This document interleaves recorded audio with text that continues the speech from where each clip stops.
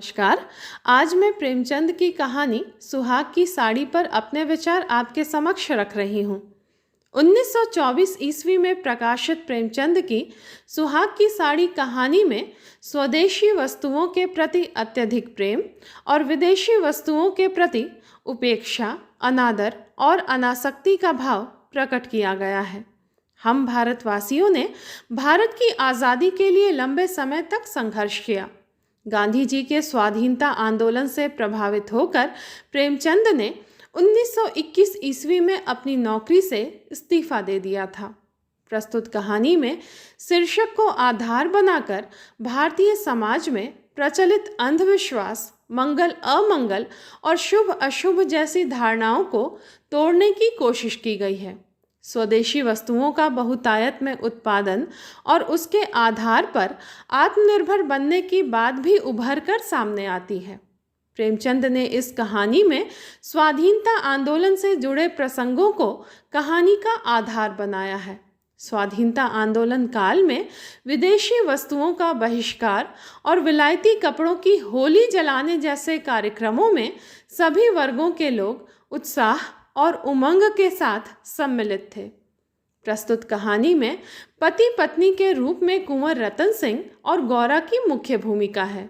शुरू से अंत तक कहानी इन्हीं दोनों पात्रों के मनोभावों और चिंतन धाराओं का अभिव्यंजन करती है। कहानी के प्रारंभ में ही कहानीकार पति पत्नी के बेमेल स्वभाव की चर्चा करते हुए लिखता है, यह कहना भूल है कि दाम्पत्य सुख के लिए स्त्री पुरुष के स्वभाव में मेल होना आवश्यक है। श्रीमती गौरा और श्रीमान कुंवर रतन सिंह में कोई बात न मिलती थी। गौरा उदार थी, रतन सिंह कौड़ी कौड़ी को दांतों से पकड़ते थे। वह हंसमुख थी, रतन सिंह चिंताशील थे। वह कुल मर्यादा पर जान देती थी, रतन सिंह इसे आडंबर समझते थे। उनके सामाजिक व्यवहार और विचार में भी घोर अंतर था। इस कथन के पश्चात कहानीकार ने पुनः लिखा है, इतनी विषमताओं पर भी उनका दाम्पत्य जीवन सुखमय था। आज़ादी प्राप्त करने के लिए पूरे देश में विदेशी कपड़ों की होलियां जलाई जा रही थीं। रतन सिंह भी इस आंदोलन में सक्रिय थे। अपने तमाम महंगे विदेशी कपड़े अग्नि में समर्पित करने हेतु उन्होंने स्वयं सेवकों को दे दिए, परंतु गौरा उनके इस तौर तरीके को नापसंद करती है, क्योंकि विदेशी कपड़े जलाने से उसके अनुसार आज़ादी नहीं मिलने वाली है। परंतु जब उसके घर में काम करने वाली केसर महरी और साइस राम टहल भी विदेशी कपड़े देकर अपनी सहभागिता का प्रदर्शन करते हैं, तो गौरा भी लज्जा और ग्लानि भरे हृदय से सभी विदेशी कपड़े स्वयं सेवकों को देने के लिए तैयार हो जाती है।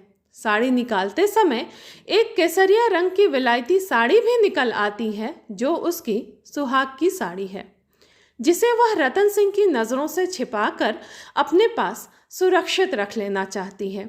सुहाग की साड़ी को वह मंगलकारी समझती है, फलतः वह अग्नि को समर्पित नहीं करना चाहती। सुहाग की साड़ी पति की रक्षा का संकेतक है। भारतीय नारी अपने संस्कारगत आचरणों और पारिवारिक सामाजिक अंधविश्वासों में बंधे होने के कारण किसी भी स्थिति में अपने पति का अमंगल नहीं होने देना चाहती। फलतः उस विशेष साड़ी के दे देने से गौरा का मन अपशकुन, अमंगल और अनिष्ट की आशंका से प्रकंपित हो जाता है।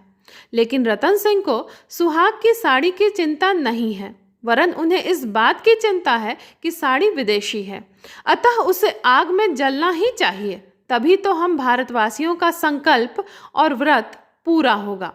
अतः वे गौरा के शुभ अशुभ और भावनात्मक लगाव से अलग हटकर दृढ़ प्रतिज्ञ शब्दों में कहते हैं, तब तो मैं इसे कभी ना रखूंगा। मैं विदेशी वस्त्र को यह शुभ स्थान नहीं दे सकता। इस पवित्र संस्कार का यह अपवित्र स्मृति चिन्ह घर में नहीं रख सकता। मैं इसे सबसे पहले होली की भेंट करूंगा। लोग कितने हदबुद्धि हो गए थे कि ऐसे शुभ कार्यों में भी विदेशी वस्तुओं का व्यवहार करने में संकोच न करते थे। मैं इसे अवश्य होली में दूंगा। भारतीय परंपरागत धारणा के अनुसार विवाह एक पवित्र, शुभ और सात्विक संस्कार है। इसीलिए रतन सिंह साड़ी जैसी विदेशी वस्तु रखकर अपने घर को अपवित्र नहीं करना चाहते। एक और पत्नी अपने सुहाग की रक्षा के लिए वह विशेष साड़ी आजीवन सुरक्षित रखना चाहती है, तो दूसरी ओर रतन सिंह की दृष्टि में उसे रखना राष्ट्रीय आंदोलन और देश का अपमान है। पर अपनी अपनी जगह इन दोनों की सोच और चिंतन दृष्टि सही है। पति पत्नी दोनों अंतर्द्वंद्व के इन्हीं झोंकों से पीड़ित हैं। रतन सिंह आखिर कैसे प्रतिज्ञा पत्र पर झूठा हस्ताक्षर करेंगे, क्योंकि उनके यहाँ पत्नी के पास एक विलायती सुहाग की साड़ी अभी भी बची हुई है।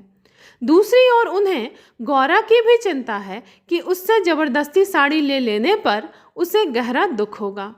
गौरा भी पति के मनोभावों और उनके दुविधाग्रस्त हृदय को समझती है। उसकी एक सुहाग की साड़ी के कारण रतन सिंह को अपनी आत्मा का हनन कर प्रतिज्ञा पत्र पर झूठा हस्ताक्षर करना पड़ेगा। अतः वह निश्चय करती है कि अमंगल के इस भय से वह अपने पति की आत्मा और उनके सिद्धांतों का हनन नहीं कर सकती। फलतः असमंजस की इस स्थिति से उबरकर वह पति के हाथों में सुहाग की वह साड़ी सौंप देती है। पति के चिंतन, सिद्धांत और नीतिपूर्ण आचरण की रक्षा हेतु यद्यपि वह अपनी सुहाग की साड़ी आग के हवाले कर देती है, लेकिन उसके मन के भीतर प्रतिपल अशुभ की आशंका बनी रहती है। उसके उद्विग्न मन को शांत करने के लिए रतन सिंह उसे एक दिन स्वदेशी बाजार घुमाने के लिए जाते हैं। वहाँ उसकी भेंट उसी के यहाँ काम करने वाली केसर महरी और राम टहल साइस से होती है। इन दोनों ने रतन सिंह के घर का काम छोड़कर स्वदेशी बाजार में अपना धंधा कर लिया था। केसर महरी कहती है कि उसके साथ साथ अधिसंख्य गरीब भी उसी बाजार में स्वदेशी वस्तुएं बेचकर स्वाभिमान का जीवन व्यतीत कर रहे हैं, और उन लोगों की आर्थिक स्थिति में सुधार का कारण गौरा की सुहाग की साड़ी ही है। वह उस साड़ी की महिमा का बखान करते हुए गौरा से आशीर्वाद भरे शब्दों में कहती है, सच पूछो तो तुम्हारी सुहाग की साड़ी ने हमें सुहागिन बना दिया, नहीं तो हम सुहागिन होते हुए भी विधवाएं थीं। सच कहती हूँ, सैकड़ों जवानों से नित्य यही दुआ निकलती है कि आपका सुहाग अमर हो। बाजार के लोगों के अनुसार यह सब गौरा की सुहाग की साड़ी की महिमा है। बाजार के लोगों ने एक स्वर से यह स्वीकार किया कि जब इतने बड़े आदमी होकर ऐसी शकुन की चीज़ की परवाह नहीं करते, तो हम विदेशी कपड़े क्यों रखें। स्वदेशी बाजार के इस सुखद दृश्य और केसर के इन संतृप्त वचनों से गौरा प्रसन्न हो जाती है। आनंद के इस कल्पित सरोवर में उसकी सारी अमंगल कल्पनाएं विलुप्त हो जाती हैं। वह स्वदेशी बाजार से अपने लिए एक साड़ी तो खरीदना चाहती ही है, साथ ही साथ उस अस्थायी बाजार को स्थायी रूप प्रदान करने के लिए अपना मकान तक बेचने को तैयार हो जाती है। इतना ही नहीं, कपास की खेती करने वालों का बेगार माफ करने, चरखा बनाने वाले को बिना मूल्य के लकड़ी देने की बात वह अपने पति से करती है। उसकी सुहाग की साड़ी का जलना अब अमंगलकारी नहीं होकर मंगलकारी बन जाता है। कई असहाय और निर्धन लोगों का जीवन स्वदेशी बाजार के व्यावसायिक लाभ से सुधर गया है। उसके लिए यही परम हर्ष और आनंद का विषय है। कहानी के अंत में कहानीकार ने गौरा के उल्लास भरे हृदय का मूल्यांकन करते हुए लिखा है, जब उसने गाड़ी से उतरकर घर में कदम रखा तो चित्त शुभ कल्पनाओं से प्रफुल्लित हो रहा था, मानो कोई बछड़ा खूंटे से छूटकर किलोले कर रहा हो।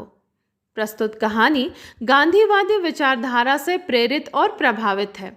स्वदेशी वस्तुओं के प्रति आकर्षण और विदेशी वस्तुओं का बहिष्कार एक एक भारतीय के मन में अपने देश के प्रति अनुराग और राष्ट्रीय चेतना को अभिव्यक्त करता है।